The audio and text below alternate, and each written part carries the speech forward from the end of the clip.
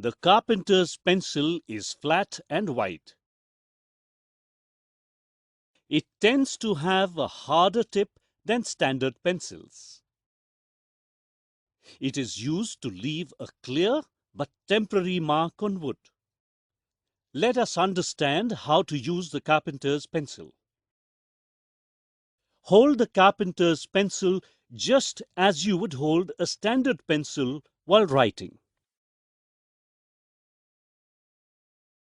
Use a steel ruler to measure and mark both ends to draw a line joining the two ends where the wood is to be cut. You can also draw a line with the tri-square.